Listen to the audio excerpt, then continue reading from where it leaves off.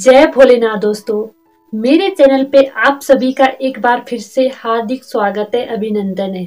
हम बात कर रहे हैं माँ के 10 महाविद्या रूपों की। जिस रूप के बारे में आज हम बात करेंगे उनका नाम है माँ त्रिपुर सुंदरी।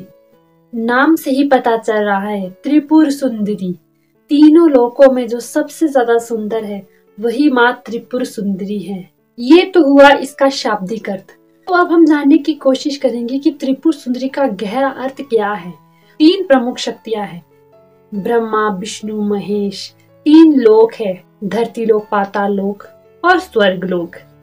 मनुष्य शरीर की भी 3 अवस्थाएं होती हैं, बचपन, जवानी और वृद्धावस्था। मनुष्य की नाड़ियां भी 3 प्रकार की होती है, ईड़ा, पिंगला और सुषुम्ना। रोग भी 3 कारणों से होते हैं, वात, पित्त और कफ। इसी तरह अनेक ऐसी चीजें हैं जो 3 हैं। जितनी भी यह 3 चीजें हैं ये सभी माँ से उत्पन्न है। ललिता, बाला, राजराजेश्वरी, कामेश्वरी, माँ षोडशी, ये माता के अन्य नाम हैं। बाला का अर्थ होता है जो बालिका रूपा है। राजराजेश्वरी का अर्थ होता है जो राजाओं के राजा की भी ईश्वरी है, वही राजराजेश्वरी है। षोडशी का अर्थ होता है 16 वर्ष की या 16 कला संपन्न। माँ 16 कला संपन्न है। भारतीय समय को चंद्रमा के बढ़ते और घटते चक्र के आधार पर बांटा गया है, जो कि बनता है 15-15 दिनों का एक चक्र, जिसमें 15 दिनों में चंद्रमा घटता है और 15 दिनों में चंद्रमा बढ़ता है। इसी से ही पूरा भारतीय समय बनता है। इस दुनिया में हर एक चीज का एक चक्र है, पर माँ इन चक्रों से बाहर है। जहाँ समय को भी 15-15 भागों में बांटा गया है, वही माँ 16 है, अर्थात उस चक्र से बाहर। इसका अर्थ हुआ कि माँ समय से परे हैं और सभी चक्रों के बाहर हैं। उनका एक अन्य नाम ललिता भी है, खेलने वाली।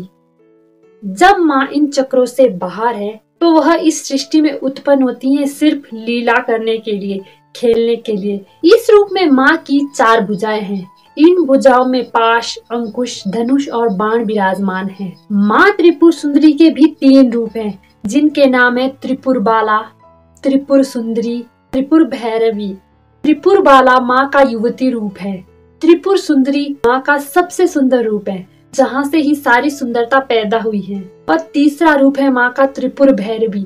यह रूप माँ का बहुत ही भयानक और भय को दूर करने वाला रूप है। माँ त्रिपुर सुंदरी के प्रकट होने की कथा कुछ इस प्रकार से है। जब भगवान शिव ने कामदेव को भस्म कर दिया था तो उनकी राख से भंडासुर नाम का असुर पैदा हो गया था, जिसने तीनों लोकों में हाहाकार मचा दिया था। उसका वध करने के लिए माँ ने भगवान शिव की नाभि से उत्पन्न कमल से जन्म लिया और उस असुर का वध कर दिया।